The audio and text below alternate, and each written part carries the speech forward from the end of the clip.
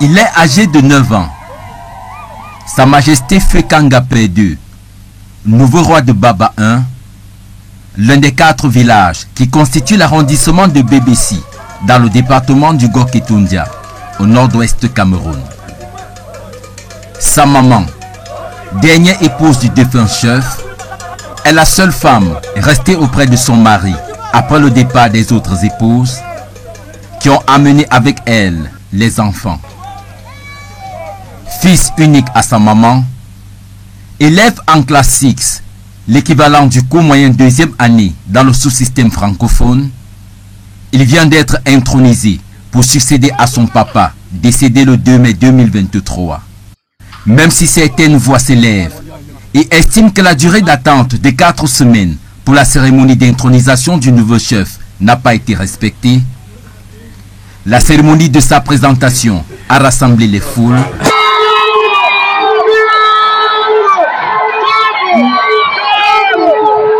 Et ces dernières heures, il a reçu plusieurs personnalités, des élites, venues lui rendre visite dans son palais du côté de Yaoundé. À seulement 9 ans, Sa Majesté Fekanga II préside donc désormais aux destinées du peuple de Baba I. Mesdames, Messieurs, chers compatriotes et toutes celles de ceux qui me font l'honneur de suivre les actions de SOS Cameroun Solidarité par ma voix, je vous dirai jamais assez merci pour ce que vous nous apportez au quotidien. Sans vous, nous ne sommes rien, nous ne ferons jamais rien. C'est pour cela que je ne manque aucune occasion, ici comme ailleurs, pour vous renouveler nos remerciements. Merci à toutes et merci à tous. Mes chers compatriotes, aujourd'hui est un nouveau jour. J'invite chacun d'entre vous, toutes celles de ceux qui ont la grâce de Dieu comme moi, d'être debout ce matin, de glorifier Dieu et de célébrer la vie. Sans lui, nous ne sommes rien et nous ne ferons jamais rien. Très bien. Mes chers compatriotes, j'ai vu des images que j'ai relayées sur ma page Facebook. Allô? C'est bon. Regardez le traitement. Ça, c'est quel genre de traitement? Ben, voilà la police chez toi. Pardon, il faut parler. Il faut aller très, très proche. L'enfant, tu as quel âge? Mathilde, j'ai un téléphone. Ouais, pardon. Ok, attends. Tu as quel âge? 7 ans. Attends d'abord. Tu as quel âge? 7 ans. Qui t'a attaché comme ça? C'est ta mère? Ta mère même? Elle est qui pour toi? Hein? Elle est? Demande à sa soeur. Oui. On On t'a attaché quand? Depuis hier qu'on t'a attaché comme ça. Seigneur Jésus. Ça va, reste. Ça va, ne pleure pas. Ça va. La mal. Porte-moi la police.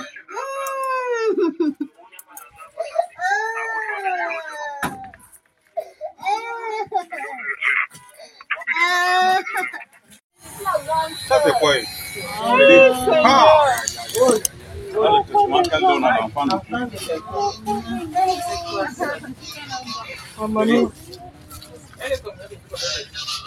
Depuis hier.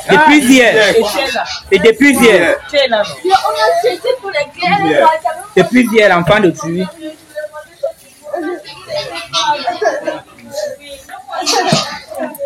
Il n'y a pas les clés, hein? Ne pleure pas, on va enlever. Elle est partie avec les clés. On ne sait pas comment on peut faire pour enlever. Il n'y a pas les clés. C'est quoi ça?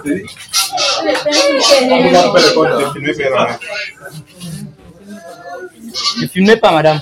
Non, tout de suite. C'est moi la clé.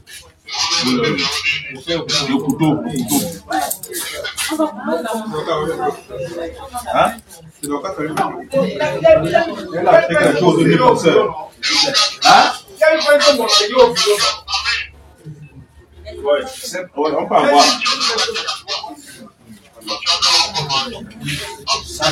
Voyez les femmes. Voyez les femmes là-bas. Les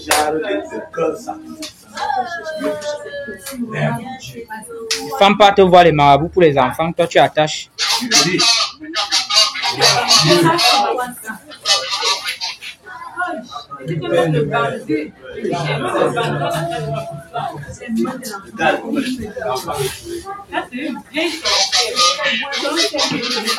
Quand un rencontre passe mal interpellé, tu ne dois même pas blaguer avec elle.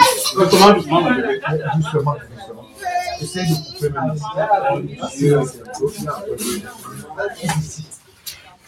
Ça peut prendre.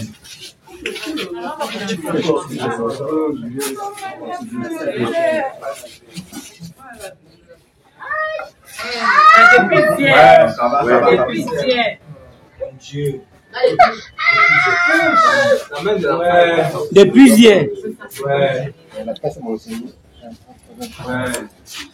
Non, il faut couper là où ça va directement.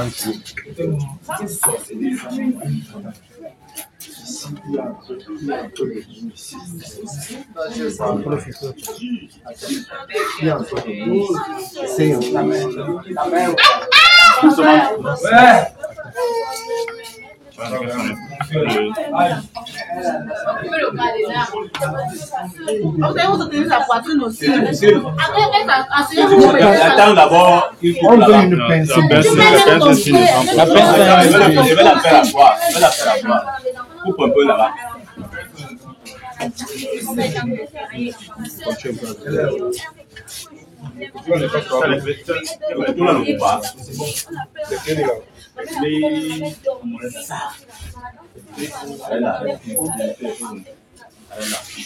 On la fait à toi.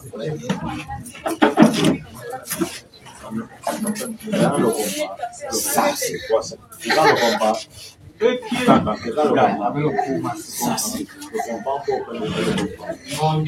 compas. Ça sur le cou là. La case un peu au niveau du cou là un peu. Non, il faut seulement couper les trucs là. C'est la pince. Ça ne peut pas sortir.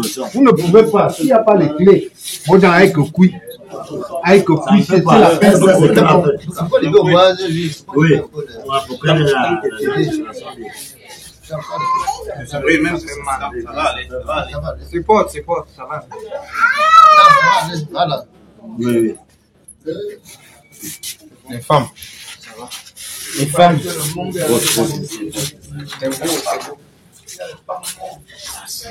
Ça, c'est pas ça.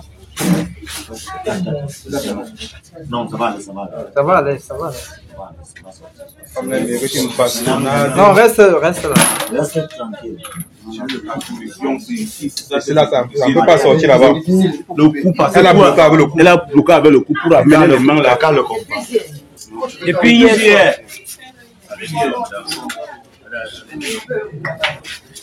On a si à mes cognons. Mais ça, c'est quel genre de ça, c'est cardinal? Elle a acheté que la chose.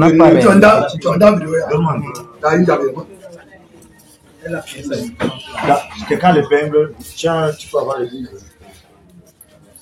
Ça fait mal. Calme-toi, ça fait mal. Calme-toi. On va te libérer. Hein. Si on baisse le carburant dans le cardinal, ça ne va pas quitter. Non. Si on baisse quoi? Le carburant dans le cardinal, ça quitte souvent, non? On a voulu couper, ça ne coupe pas. Si on peut un peu avoir un peu de carburant, on essaie un peu de mettre Ça dans ne le coupe pas, carburant. ça ne peut pas couper. Ça coupe bien. Un peu ici. C'est un peu. On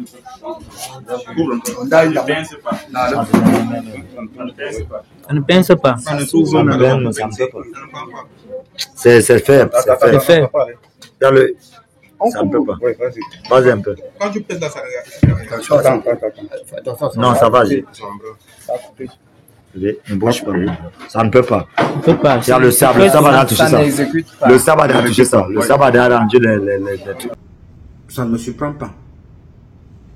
Ça ne m'a pas surpris de voir un enfant enchaîné, ligoté, les mains derrière le dos, les pieds au niveau des cuisses, au niveau du tibia. Tout ça enchaîné avec la chaîne au cou qui relie les mains au dos pour tuer cet enfant d'une mort lente. Les images sont terribles, violentes. Elles sont choquantes. Ce n'est pas la première fois. Ce n'est pas la dernière fois. Ce sera évidemment une enquête classée sans suite. C'est le système qui veut ça. Vous comprenez pourquoi nous nous battons pour que ce système-là tombe? Parce qu'on a l'impression que quand on fait du mal aux enfants des autres, leurs enfants, eux, sont protégés. Et non. Parce que j'en parlais avec une connaissance dans le groupe. Je lui disais toujours que, quelle que soit la situation, chaque fois que vous opposez des actions négatives vis-à-vis de l'enfant de l'autre, que ce soit votre mari, que ce soit votre épouse, que ce soit votre neveu, votre cousin, votre nièce ou votre cousine, chaque fois que vous faites du mal à l'autre, sachez une chose, c'est la loi du boomerang. Ça reviendra sur vos enfants, tôt ou tard. Si vous vous croyez âgé, vieux ou vieille, et vous vous croyez libre de faire du mal aux enfants des autres, vous direz que voilà, ah, Dieu me boit, Dieu me compte. Qu'est-ce qui m'arrivera? Ne vous inquiétez pas, ça va toujours vous arriver. Vous ne pouvez pas vous asseoir, persécuter l'enfant de l'autre, le fils d'une autre femme, la fille d'une autre femme, vous persécutez, vous allez dormir chez vous. C'est vous qui êtes maître des mauvaises paroles, c'est vous qui parlez mal aux autres, c'est vous qui dites des choses méchantes, c'est vous qui maltraitez les enfants des autres, les filles des autres, les hommes des autres, les enfants des autres, mais vous voulez que vous soyez bien traités. Et vous voulez que, pendant ce temps, vous attendez que votre fils ou votre fille réussisse dans la vie. La vie de Paul Biya nous parle. La méchanceté de Paul Biya nous parle. La mère, le père ont dealé avec des esprits maléfiques. Les enfants assument les conséquences et ce n'est pas différent de ce que les enfants subissent dans le Cameroun tout entier. Les générations de Biya, de ses enfants ou de leurs enfants vont subir ce que le peuple camerounais subit là, mille fois multiplié par 1 million. Alors, chaque fois que Biya fait ça, ça doit vous enseigner quelque chose. À ne plus reprendre les mêmes bêtises. Alors, chaque fois que vous faites du mal à votre mari, à votre copain, à votre conjoint, à votre conjointe, à l'enfant de votre mari, à la fille de votre mari, ou à vos propres enfants, sachez que ça vous reviendra vous directement, ou ça reviendra sur votre descendance. Alors faites attention à vous-même. Le mal que vous me faites, vous le faites à vos enfants, ça se voit tous les jours. Yes, le mal que Paul Biya nous fait à nous tous, se répercuter sur sa fille, que vous voyez là. Au Cameroun, berceau de nos ancêtres, va debout et jaloux de ta liberté. Comme un soleil, ton drapeau fier doit être.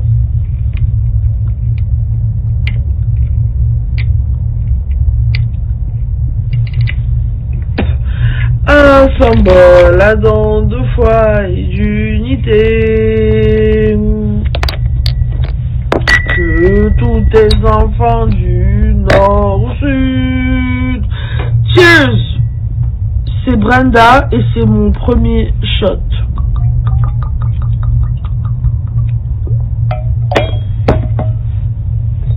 Cheers!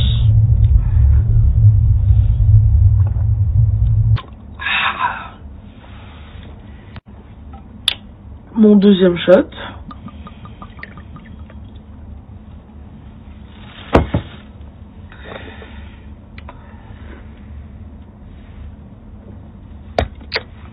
Jesus.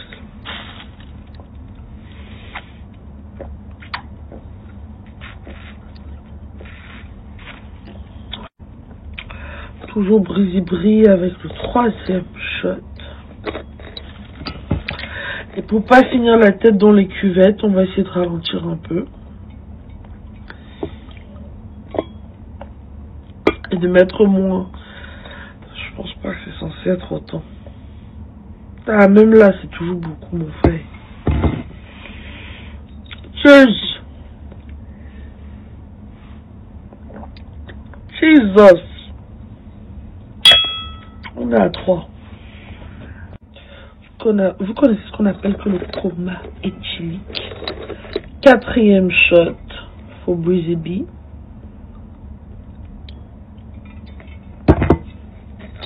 Cheers.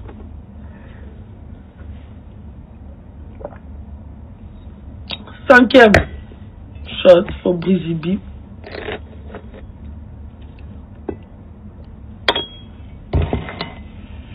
Bon, ça me dégoûtait, sérieux.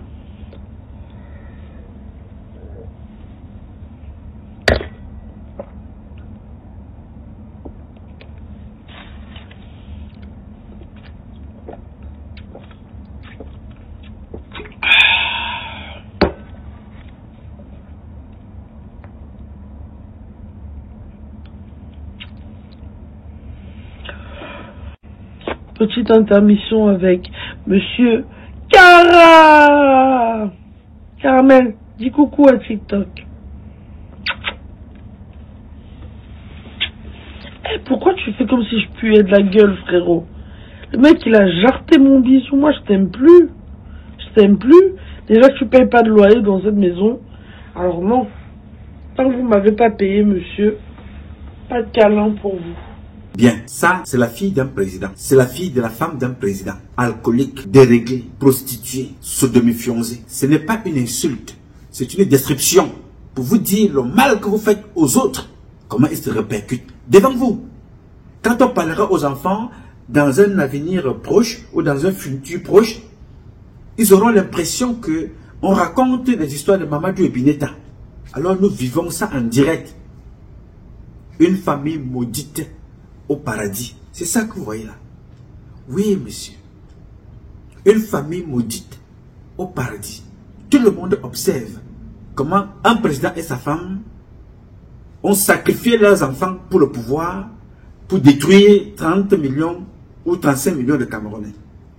Et Dieu qui n'aime pas s'amuser, qui ne blague pas avec ces créatures que vous êtes, que nous sommes, alors on dit, voilà, comme tu as fait ça, voilà ce qui t'attend. Je te parle de ça, pourquoi? Je te parle de ça pour te parler de la suite.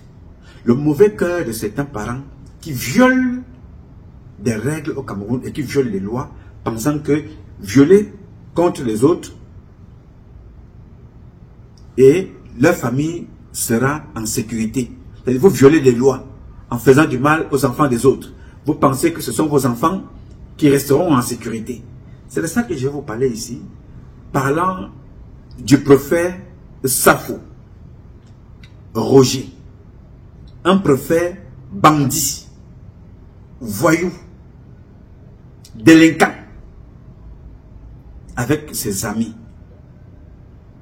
Alors, ce que vous avez vu au début, à l'entrée de cette publication, c'est un jeune chef de 9 ans, 9, Nord-Ouest, 9 ans, Sa Majesté. On lui parle avec, c'est-à-dire avec honneur, avec respect. 9 ans. L'enfant que vous avez vu là. 9 ans. Donc, je vous montre ça pour que tu comprennes l'importance que nos frères de l'Ouest ont à préserver nos valeurs culturelles à juste titre. Il y a à l'Ouest, il y a au Nord-Ouest, il y a encore un peu au Grand Nord, bien que des gens comme les Ibrahim sont devenus des sodomifiants qui tuent les enfants, mais sont en liberté. Mais à l'Ouest, on respecte le chef, quel que soit son âge. On parle avec respect. On ne touche pas le chef n'importe comment. On ne lui adresse pas n'importe quelle parole. 9 ans. Allez voir là-bas chez les étoiles. Allez là-bas, pas les chefs qu'on fabrique, les femmes d'Ongo qu'on fabrique en plein jour. Allez voir ce qui se passe chez les Ewondo. On tabasse le chef est impliqué dans tout, dans le vol, les viols, dans les sodomifions, dans les arnaques, des titres fonciers. Il est impliqué dans tout. Les chefs traditionnels de chez nous. Alors je vous parlais de ça pour interpeller le prophète, le faux prophète voyou, bandit, qu'on appelle Safo Roger, qui viole les lois pour faire plaisir à certaines personnes. Il va détruire les chefferies ailleurs, alors que chez lui à l'ouest, là-bas, il ne s'amuse pas. Là-bas, il ne s'amuse même pas. Il ne rêve même pas dans sa tête. Mais il quitte. Kounia, comme un pingouin. Il va créer le désordre ailleurs. À l'est. Dans des régions qui ne sont pas les siennes. Il finit de créer le désordre là-bas. Il vend les terres. Il détruit les chefferies. Il va fuir. Il va aller à l'ouest. Et il ira s'asseoir là-bas. Il dit non, il y a un problème à Bamileke. Quand il va détruire ailleurs. Parce que là-bas, il n'est pas préfet Bamileke. Il est préfet de la République. Mais qui détruit.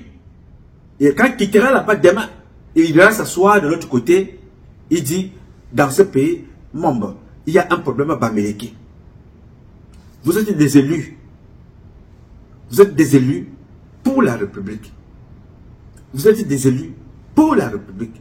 Celui qui l'a compris à l'époque, il n'était pas parfait, il s'appelait Amadou Ahidjo. Il avait ses tares, il avait ses imperfections, mais il a compris qu'on est élu pour la République, on n'est pas élu pour un village. Et c'est M. Paul Biya qui a ramené, il ne te nomme pas pour élever ta région, il te nomme à l'ouest pour détruire. La preuve, les routes avec Garou Messi, le domaine avec Célestine Kecha, la preuve, le chefferie avec le monsieur qu'on appelle Atangandji. Il détruisent partout. Parce que c'est le but du diable. Détruire ce que Dieu a créé. Alors si M. Biya a réussi à sacrifier sa propre fille, détruire devant nous tous ses propres enfants, qu'attendez-vous et qu'attendons-nous qu'il fasse de nos propres enfants? Faire exactement ce que Assafou est en train de faire. Parce que ce que Assafou fait, il ne rend pas service à mes parents à l'ouest. Non. Il détruit l'image de ce que les ancêtres de l'ouest, l'image, la haute idée qu'ils avaient de la République. Quand Assafou se comporte comme ça. Est-ce que Assafou est le premier? Non. Les femmes d'Ongo le font de l'autre côté dans mon village. Dans le sud. Alors je voudrais que tu écoutes attentivement ce jeune chef. Son père est mort. Il devait hériter de la chefferie, comme vous avez fait à l'ouest. Et comme vous avez vu à l'ouest. Et comme cela est de coutume à l'ouest, et devrait être de coutume dans tout le pays, dans notre pays, le Cameroun. Cet enfant, son père est décédé, c'est lui qui devait prendre la chefferie. Mais quelqu'un d'autre quitte, un certain Guénan, quitte quelque part, ailleurs, dans un autre village, pour venir s'accaparer d'une chefferie avec la complicité du préfet. On a viré tous les préfets. Celui-ci, il est retraité depuis pratiquement, je ne sais pas, depuis je ne sais pas combien d'années, mais il est là-bas. Pourquoi? Parce que le diable aime les gens qui servent sa cause, la destruction, le sodomifiant. Ce préfet-là est devenu pédé en plein jour. Ce préfet que vous voyez là, je ne suis pas là-bas. Ça me trouve ici, je garde, je publie et j'attends la justice. Alors je vous invite à écouter ce jeune garçon, sa première publication. Écoutez, regardez. Là, je m'adresse personnellement à M. Guéna Ousmane. Et j'assume mes propos. Je crois que tes jours sont comptés. Tes jours sont comptés. J'assume mes propos. Je n'ai pas peur de la mort. Je n'ai pas peur de la prison. Si j'avais peur de quelque chose, je ne devais pas faire le direct. M'afficher. Je n'ai pas peur de la mort. Je m'adresse personnellement à Guéna Ousmane. Tes jours sont comptés sur terre. Tu es venu semer un trouble dans la famille, en complicité avec le préfet du département de Ndjerem, le sous-préfet de l'arrondissement de Tibati. Tu as pris l'argent, aller monnaie chez le sous-préfet, chez le préfet. Et par leur concours, tu as monnaie les notables, qui sont incompétents d'abord. Ces notables sont d'abord incompétents. Oui. Tu J'assume mes propos. Et comme je disais tantôt, vous allez payer le prix. Vous les trois. Guéna Ousmane, le sous-préfet de l'arrondissement de Tibati, au Tabela. Le préfet du département du Ndjerem, Safo. Vous allez payer le prix de ça. Je vais mourir en martyr. Je ne vais pas vous laisser. Pour ça, j'assume mes propos. Je ne vais pas vous laisser. Oui. Peut-être vous, l'argent que vous êtes en train de magasiner, c'est vos enfants qui mangeront 100 jours. Je ne vais pas vous laisser pour cette histoire de chefferie. Je dis bien pour cette histoire de chefferie. Même dans le noir, je ne vais pas vous laisser. Parce qu'il y a la loi divine. Même dans le noir, même s'il faut aller au Bénin pour vous, je veux partir. J'irai pour vous les trois. Bien. Alors, ce jeune chef s'adresse là à un certain Guéna Ousmane, un ancien fonctionnaire retraité, qui quittait sa région pour aller discuter une chefferie. Lui-même, il explique ça mieux que moi, comme vous avez suivi là. Alors, nous avons déjà publié plusieurs fois. Pourquoi je vous en parle encore? C'est parce que après s'être adressé au préfet, il a parlé au préfet, il a écrit au préfet, il a saisi même à Tangandji, il a saisi un peu partout. Pourquoi c'est intéressant la démarche de cet enfant? Les propos peuvent être durs, que je n'approuve pas parce qu'on ne souhaite jamais la mort à personne. On n'a pas le droit. Mais c'est ce qui est à la mode au Cameroun. On a tué Merveille, enquête sera certainement classée sans suite. On a tué aussi une autre merveille dans la maison de Ngongo. L'enquête, cette enquête-là a été classée sans suite. On a tué Matisse. Donc c'est devenu à la mode que les enfants comme ça se lèvent, vont dire des choses dures parce qu'ils se sentent plus protégés par qui que ce soit. Il suffit seulement de voir l'image de cette petite fille de 7 ans qui a été enchaînée depuis hier. Et ce n'est pas nouveau. Cette maman qui maltraite cet enfant le fait comme ça depuis pratiquement un moment maintenant. Mais personne ne fait rien. Dans le voisinage... Alors quand cet enfant parle, il attire l'attention. Nous avons relayé ici. Pourquoi je vous en parle encore ce matin? Parce que le préfet a décidé de lui servir une sommation. Alors je vous invite donc à écouter encore cette énième publication. Écoutez et regardez. Bonsoir, bonsoir, bonsoir. Je m'appelle Nigam Moussa Abdoulaye, prince héritier du village Nyandida. Monsieur le préfet du département du Ndjerem, Monsieur Safo Roger. Monsieur Safo Roger. Il m'a été rapporté que vous avez envoyé un huissier de justice aller déposer une correspondance au domicile de mes parents. Au domicile de mes parents aujourd'hui. Au domicile de mes parents aujourd'hui. Vous avez envoyé un huissier aller déposer une citation directe auprès du procureur. L'huissier a trouvé ma grande sœur aînée. Ma grande sœur aînée a dit à l'huissier qu'il ne peut pas signer un document qui ne porte pas son nom. L'huissier a abandonné le document sur la véranda et est rentré. Vous m'avez envoyé une citation directe, monsieur le préfet. Moi, je vais vous envoyer les missiles nocturnes.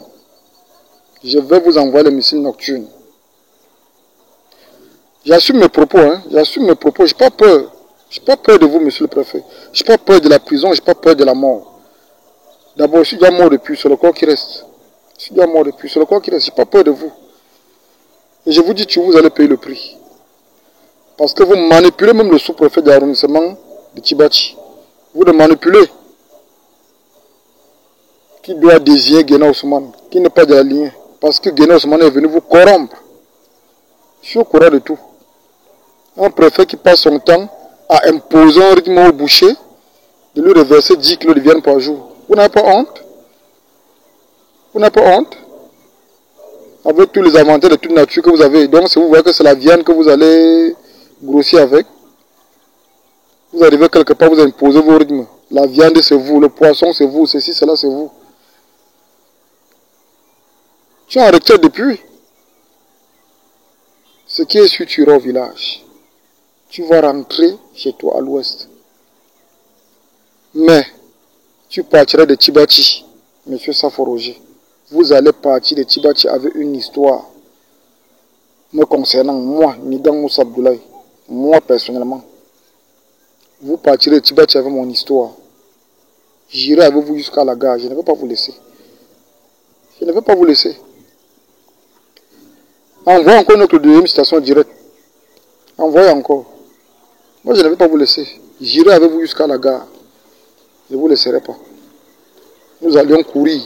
Moi, je vais vous envoyer les missiles nocturnes. Ah ouais. Bien, vous avez donc suivi avec beaucoup d'attention. Là, il interpelle le préfet. Relate l'histoire. Ici, mes chers amis, je voudrais interpeller M. Ngena Ousmane. Et interpeller aussi le préfet. Je vous le dis en me rappelant d'une phrase que je prononce régulièrement. Quand ça se passe avec le voisin, on ne fait rien. On est une victime en sursis. Et je vous rappelle toujours une chose. Il y a ce qu'on appelle l'apprentissage par observation. Tu n'es pas allé à l'école, tu n'as pas le CPE, tu n'as pas le BPC, le probatoire, tu n'as pas le bac, tu n'as pas la licence, tu n'as pas le master, tu n'as pas le doctorat, tu n'as rien. Mais, nos parents qui ont appris par l'apprentissage par observation, la transmission des valeurs par la voie orale, par l'exemple que nos parents ont reçu de nos ancêtres, a fait d'eux les plus grands diplômés de cette société. Quel que soit le diplôme que tu auras, tu n'atteindras jamais le niveau de ta mère qui ne sait ni lire ni écrire. Quel que soit le diplôme que tu auras sur cette terre, tu n'atteindras jamais le niveau de ton père qui ne sait lire ni écrire. Parce que c'est lui qui t'a tout appris. Commençant par la langue, comment manger, comment se laver, comment parler, comment donner, comment recevoir, comment marcher. Ils t'ont tout appris. Yes. Aujourd'hui, tu es enseignant. Mais celui qui t'a enseigné n'avait aucun diplôme. Aujourd'hui, tu es docteur, tu es médecin. Celle qui t'a enseigné n'a eu aucun diplôme, mais t'a tout donné. Donc, tu n'atteindras jamais cette personne. Je dis donc à M. Ngena Ousmane. Je parle ici régulièrement. Il faut que j'enlève les lunettes de mon ami Augustine. Je parle ici régulièrement. Vous avez l'impression que je parle parce que j'ai un compte à régler. Je ne connais personne. Je parle toujours pour l'élévation de nos valeurs culturelles, éducationnelles et traditionnelles. Monsieur Ngena Ousmane, vous êtes un parent. Vous avez les enfants. Vous avez une femme. Vos enfants ne sont pas différents de ce jeune chef qui parle. Leur papa est certainement mort. Ils ont certainement perdu certains de leurs parents, mais ils ne sont pas différents de vos enfants. Alors à partir de maintenant, c'est ma dernière publication sur cette affaire-là simplement. Les prochaines publications que je ferai de cette affaire, je vais aussi publier vos enfants. Les enfants de Safo au Rougis, que nous avons réussi. L'enfant, vos enfants, vous aussi, Monsieur Ngena, nous les connaissons sans les connaître. Vos enfants sont des militaires. D'autres sont à l'école, d'autres sont sortis. Vos enfants travaillent dans des structures d'État. Nous les connaissons. D'autres sont des élèves médecins. Nous les connaissons aussi. Nous allons aussi les publier pour voir le mal que vous faites aux enfants des autres. Vous allez aussi le recevoir, vous. Parce que ces enfants-là, cet enfant qui parle là, il n'a aucun parent ministre. Mais son père était président. Son père était pape. Son père était imam. Son père était préfet. Son père était sous-préfet. Son père était plus qu'un président pour lui et sa famille. Vous l'humiliez, vous humiliez sa mémoire, vous humiliez ses enfants. Aux yeux de vos enfants, vous êtes un président, vous êtes un chef d'état-major, vous êtes un pape, vous êtes un imam, vous êtes tout ce que vous pouvez imaginer. Vous êtes au-dessus de tout ça. Aux yeux de vos enfants, vous êtes là-haut. Vos enfants croient en vous. C'est au même titre que les enfants de ce monsieur-là croient en leur père. Mais de son vivant, vous ne pouviez pas faire ce que vous faites là. Il est mort, vous venez humilier sa mort, humilier ses enfants. Nous allons aussi essayer un peu cette expérience-là. Publiez vos enfants, publiez ce qu'ils font. Ceux qui sont mariés, on publie. Ceux qui ont des enfants, on publie. Ceux qui n'ont pas des enfants, on publie. Ceux qui sont enceintes et qui attendent des enfants, on publie également. Et on va publier leur parcours pour voir ce que ça vous fait aussi. De voir vos enfants humiliés ou publiés pour des choses qu'ils n'ont pas fait. Parce que ces enfants sont en train de subir ce qu'ils n'ont pas fait. Ils demandent seulement ce qui leur revient de droit. Vous les humiliez. Nous allons jouer à ce petit jeu. Parce que si c'est une façon pour vous de sacrifier les enfants des autres, comme Paul Biya, lui, il a fait avec ses enfants, Paul Biya n'a plus rien à cirer. Un monsieur de 100 ans, il n'a rien à faire, il n'aura pas de progéniture. Parce que Biya, lui, il a choisi de sacrifier ses enfants, de les donner comme ça aux démons, pour son plaisir du pouvoir. Donc, il n'a rien à faire avec la progéniture. Parce que tout parent conscient de ce que représentent les créatures de Dieu, de ce que représente la pérennisation de nos valeurs culturelles qui commence par l'humain que nous sommes. Alors que nous sommes parmi des créatures, un parent qui est conscient ne va pas se comporter n'importe comment. Un parent qui sait ce qu'il représente devant Dieu, ce qu'il représente devant les hommes, ce qu'il représente devant les institutions, ce qu'il représente devant sa religion, s'il en a une, et ce qu'il représente devant sa spiritualité, ne posera pas les actes n'importe comment. Je vais essayer de faire cette expérience-là. J'ai pris beaucoup de temps de regarder où sont vos enfants. Je les ai répertoriés. J'ai regardé les enfants de Ngena Ousmane. J'ai regardé ceux de Safo Roger. J'ai regardé les enfants du sous-prophète. On les a répertoriés aussi. On va faire des vidéos progressivement pour leur dire, est-ce que vous êtes conscient de ce que votre papa fait aux enfants des autres? Est-ce que vous êtes conscient de ce que vos parents font aux enfants des autres? Donc nous vous appelons ici pour vous démontrer que, voici, toi tu t'appelles Tantan Ngena. Toi tu t'appelles Tantan Safo. Toi tu t'appelles Tantan tel. Voici ce que ton père fait. Est-ce que c'est bon? Vous regardez, vous observez et vous dites, ah, c'est lui. Non, ce n'est pas lui. C'est vous aussi. Quand nous venons parler de Biya ici, est-ce que Biya m'a accouché? Mais Biya est mon père. Quand il fait à Brendala, il me fait à moi. Il me fait à mes enfants. Je suis obligé de parler à Biya pour tuer ce comportement-là, que ce n'est pas une bonne façon de faire, qu'un enfant se lève, se drogue du matin au soir, et c'est devenu normal. La fille d'un président de la République du Cameroun, la fille de la femme d'un président, ce que j'appelle la famille maudite au paradis, ils sont là-bas et ils ont tout échoué. Vous voyez ça et vous répétez la même chose. Parfois, il arrive certaines choses aux enfants ici, nous pleurons. On se dit, il est arrivé quelque chose à merveille. Assassiner Shingongo Ferdinand. Nous pleurons, nous dénonçons. Mais nous ne savons pas ce que cet enfant est en train de payer. On ne sait pas ce que ses parents ont fait. On ne sait pas ce que ses parents ont subi. On ne sait pas le pacte que ses parents ont signé ou n'ont pas signé. On ne sait pas si ses parents ont été victimes d'un comportement pervers de Ngongo Ferdinand, satanique. On ne sait pas. Donc chaque fois que vous avez la possibilité de dire stop à vos parents, faites-le. Si vous ne le faites pas, le comportement de vos parents, vous allez les payer. Mais si vous n'êtes donc pas responsable, il y a 3 façons de se détacher du comportement de son père. On ne va jamais régner nos parents. C'est Dieu qui a fait qu'ils soient nos parents. On ne peut pas les régner, mais on peut se dissocier de leur comportement. Il y a un acte public, il y a 2 actes de façon spirituelle qu'on doit poser. Je ne vous en parle pas ici parce que je ne suis pas là pour ça ce matin. Pour que le comportement de vos parents ne vous affecte pas. Parce que vous n'avez rien à voir avec ça. Et vous avez parlé. Il y a des choses à faire pour se dissocier. Donc prochainement, c'est ma toute dernière vidéo concernant cette affaire de ce jeune chef et de ce genre. Les prochaines, j'y reviendrai, mais là je vais aussi exposer les enfants que vous êtes, les enfants de ces gens-là. Leur femme, allez chercher leur femme au quartier. Vous leur dites, voilà ce que votre mari fait.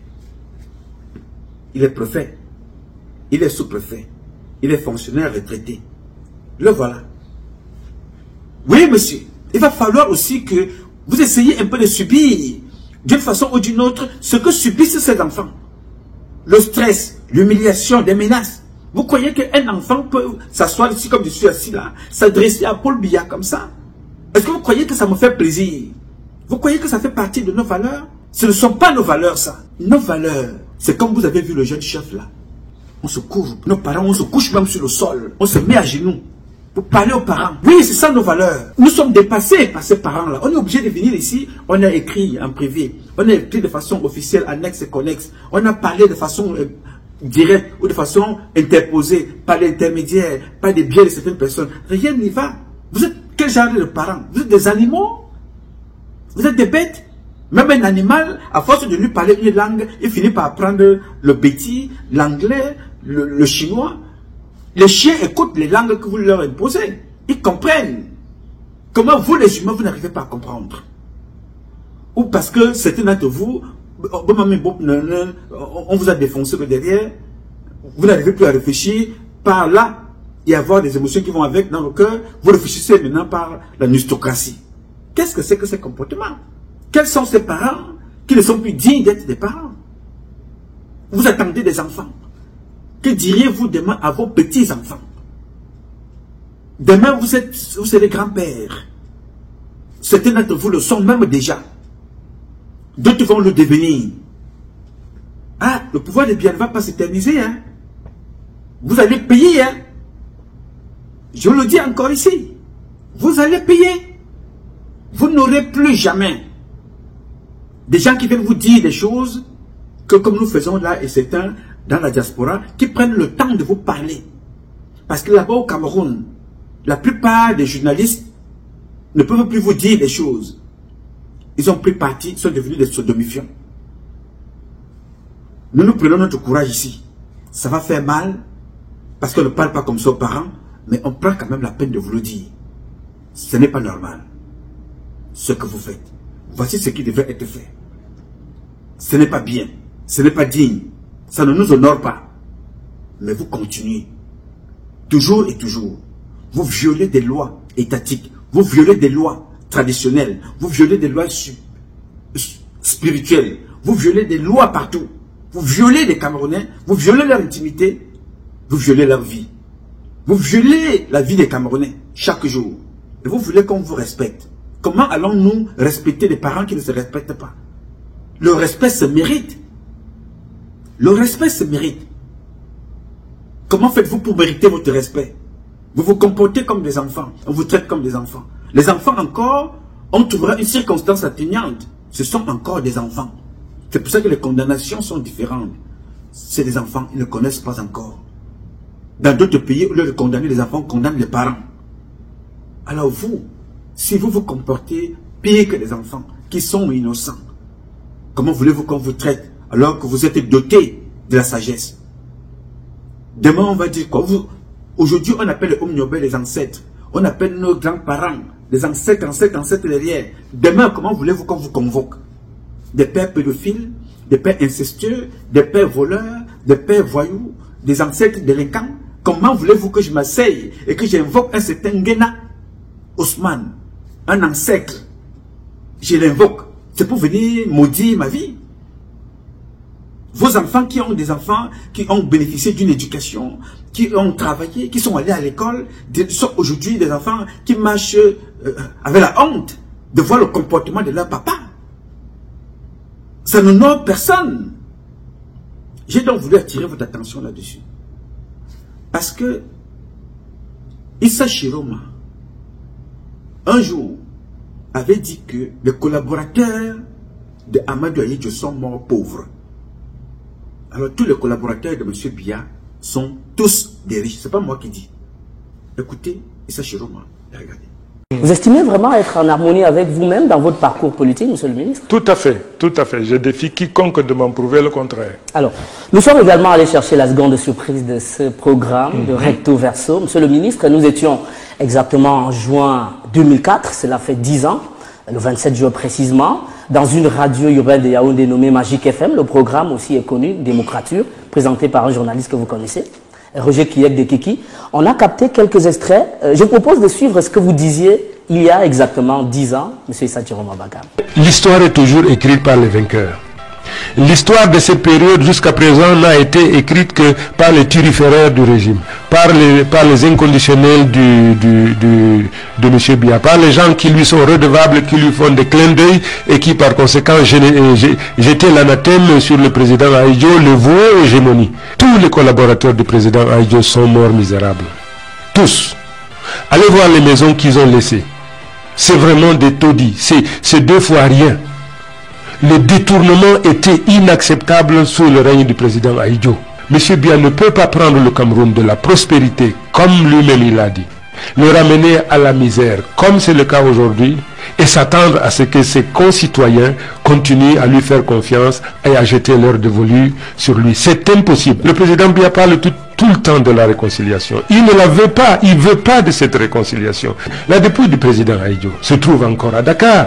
Il paraît que sa famille s'oppose au rapatriement de la dépouille. Je n'en sais rien. C'est pas vrai. C'est pas vrai. Le président Biya ne s'appartient pas. Le président Biya est un bien national. Il n'appartient ni à sa famille biologique, ni à sa famille culturelle. Il appartient à toute la nation. Ahidjo a été président de la République. Il cesse d'appartenir à sa famille biologique. Il appartient à tout le Cameroun. Et c'est au Cameroun d'organiser des funérailles solennelles et officielles au président Ahidjo. Que les gens cessent de dire que le président Biya est bon et ses collaborateurs sont mauvais.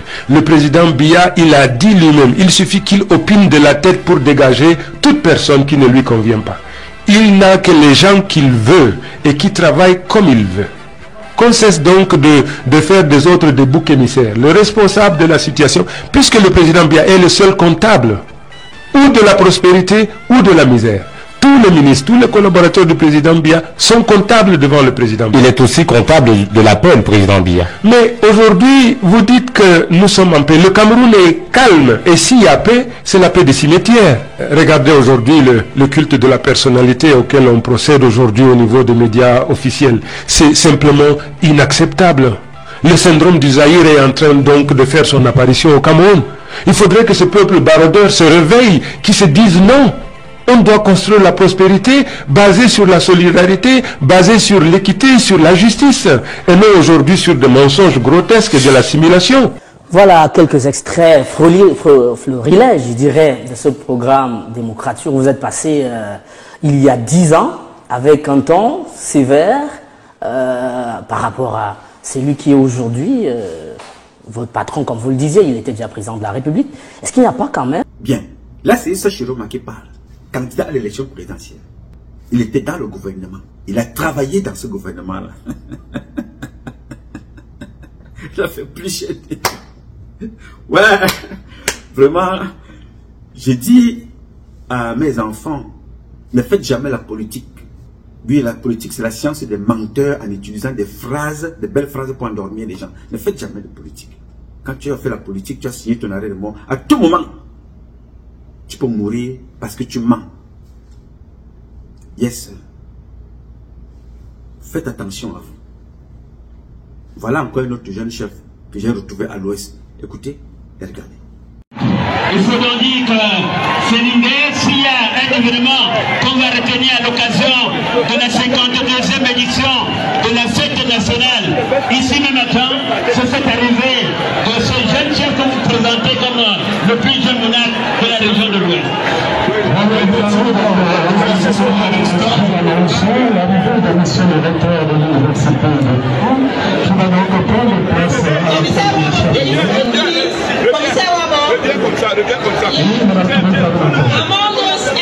Bien, celui-là, c'est à l'ouest. Des enfants, des petits-enfants sont respectés. Vous, on vient parler ici, on vous manque le respect. Est-ce que vous pensez que ça me fait un honneur? Vous savez ce qu'une femme qui a fait des enfants, qui a coulé de sang pour accoucher 3, 4, 5 enfants, qui a accouché un seul enfant. Vous savez ce que ça fait de voir qu'on publie ces enfants comme ça, là, à cause de son père, ou à cause de la mère? Non, ce n'est pas bon. Changez très rapidement. Moi, c'est la dernière publication que j'ai fait comme ça. La prochaine que je ferai sur cette histoire, et je vais en faire plusieurs séries, c'est venir aussi, chaque fois, prendre un de vos enfants, je publie. Je reprends, la prochaine fois, je prends le deuxième, je publie. Et ainsi de suite. En leur disant que leurs parents sont des délinquants et des voyous. Oui, monsieur, on ne fait pas ça aux enfants des autres. Un enfant est ton enfant quand il est dans le ventre. Quand tu l'as encore dans les testicules. Et quand il sort, il devient l'enfant de tout le monde. C'est pour ça que nous nous battons pour protéger Brenda. C'est pour ça que je me suis battu ici pour protéger Brenda depuis Los Angeles. Si on m'avait écouté, cet enfant-là, on aurait au moins sauvé quelque chose. Il n'y a plus personne à sauver. J'ai des photos des enfants de Chantal Biya, celles qui sont encore même adolescentes, 9 ans, racontant des choses pas possibles dans des hôtels. J'ai ça ici. Combien de fois, Brenda? Alors je voudrais attirer votre attention là-dessus. Faites gaffe. Monsieur Safo Roger, préfet. Le sous-préfet, je reviendrai dans ton cas prochainement. Je ne peux pas vous mettre tous dans le même sac, mais j'y reviendrai prochainement. Alors je vous appelle ici à prendre de très bonnes résolutions. Arrêtez de violer les lois, les constitutions, arrêtez de violer nos lois traditionnelles, éducationnelles. Arrêtez de violer les vies des Camerounaises et des Camerounais. J'ai dit. Alors mes chers compatriotes, ce combat est un combat de tous et de chacun pour un intérêt commun. C'est avec la volonté des Camerounaises et des Camerounais que vous êtes et la bénédiction de Dieu que nous vaincrons en attendant le combat continue. Ce combat continue parce qu'un Cameroun nouveau est possible. Chacun d'entre vous dans son domaine respectif, nous redonnerons à notre pays ses lettres de noblesse et nous ferons de notre pays la capitale du paradis sur terre. Je sais compter sur vous. Vous pouvez compter sur moi aussi longtemps que Dieu me donnera la vie, je donnerai le meilleur de moi-même. Je demande aux jeunes chefs d'être courageux et d'être forts. Tout ira pour le mieux. Je m'appelle Nouma, Patrice Nouma. Je réponds au 001 551 666 1027. I love you, but God love you more. Thank you. Aujourd'hui, malheureusement, le président de la République est atteint par l'âge. Il n'a plus le pouvoir physique avec ses contraintes, ses exigences. Il n'a plus la force pour exercer. Donc, lui au pouvoir aujourd'hui, en vérité, ce n'est pas lui qui gouverne.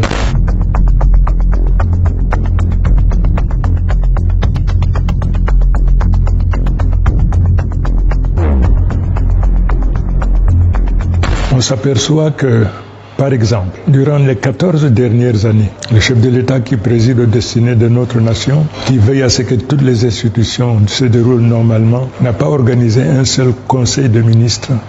La deuxième observation, le président de la République nous donne l'impression d'être distant. C'est à croire que le pouvoir a cessé de lui procurer le plaisir, l'honneur de présider aux destinées de notre nation. Par exemple, au niveau du gouvernement, aujourd'hui, il y a 4 ministres qui sont décédés, qui n'ont pas été remplacés. Nous observons également qu'il y a ce journaliste qui a été assassiné, victime d'une conspiration, assassiné de manière brutale, sauvage. Cela a suscité l'émoi de la nation en particulier, du monde en général. Jusqu'à présent, il n'y a pas eu de suite. Les populations s'interrogent. Nous qui étions ses collaborateurs, on s'interroge. Qu'est-ce qui justifie, qu'est-ce qui explique cette distance vis-à-vis du pouvoir? Le chef de l'État nous donne l'impression d'être autiste. S'agissant maintenant de son rapport avec le gouvernement, nous constatons plusieurs symptômes qui convergent vers ce qu'on peut appeler le syndrome de fin de règne. Le gouvernement de la République a cessé d'être un instrument au service de la République. Le gouvernement est aujourd'hui un instrument au service de puissances occultes. Alors ce pouvoir occulte, comme j'en ai parlé tout à l'heure, c'est aussi divisé en 2 clans. Il y a un clan qui appartient à telle famille, à telle caste, et l'autre clan qui appartient aussi à telle autre famille, à telle enseigne, que ce pouvoir, relevant de la souveraineté du peuple, se trouve donc accaparé par ces 2 groupes qui se battent pour le triomphe de leurs intérêts, mais surtout qui se battent dans la perspective du changement du chef de l'État à la tête de la nation. J'avais pris la décision de l'accompagner jusqu'à la fin de sa carrière. Malheureusement, il se trouve, le chef de l'État est inaccessible, il est invisible. Aujourd'hui, ne sachant à quel sens se vouer, compte tenu de l'impossibilité donc d'être en contact avec lui, pour discuter, partager avec lui, je me suis trouvé dans la nécessité, dans l'obligation de retirer mon engagement que je lui avais fait pour l'accompagner jusqu'à la fin de sa carrière. Cette décision ne procède pas du hasard, mais plutôt d'une très longue observation. du rapport du chef de l'État avec la gouvernance, rapport du chef de l'État avec le gouvernement, rapport du chef de l'État avec les institutions de la République de manière générale. Cette décision est le résultat également d'une réflexion mûrie avec les militants et sympathisants de mon parti, dans la perspective donc du choix d'un des candidats. Et à chaque fois que j'ai posé le problème de tous les candidats en compétition sur qui j'étais dévolu, invariablement, en 2011 comme en 2018, ils ont toujours jeté leur choix sur le président Biya. Cependant, en 2025, je reprends le même exercice. Ces mêmes militants hier, qui spontanément étaient prêts à annoncer leur adhésion à la politique du président Biya, cette fois-ci, m'ont posé une fin de non-recevoir. Ils refusent parce qu'après 43 ans, aujourd'hui, ils sont réduits à l'indigence. Ils ne l'acceptent pas.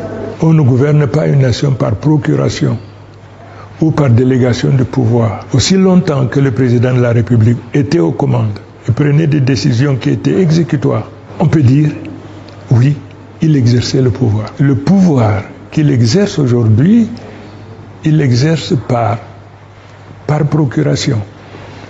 Et le fait, après 43 ans, qu'il n'ait pas eu la possibilité de désigner quelqu'un qui puisse lui succéder si telle était la volonté du peuple camerounais, donne l'impression, effectivement, que le pouvoir était sa propriété.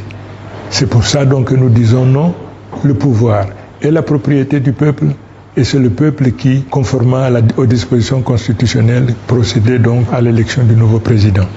C'est donc pour toutes ces raisons j'ai estimé qu'il était impossible de continuer mon expérience aux côtés du président de la République. C'est donc pour cette raison que j'ai décidé de démissionner du gouvernement. Si le pouvoir était contre, il m'aurait interpellé. Jusqu'à présent, je ne fais pas l'objet d'une interpellation. Ça veut dire que ça a été acté. La seule chose qui ne changera jamais dans l'existence, c'est que tout change. Mais je n'innove pas.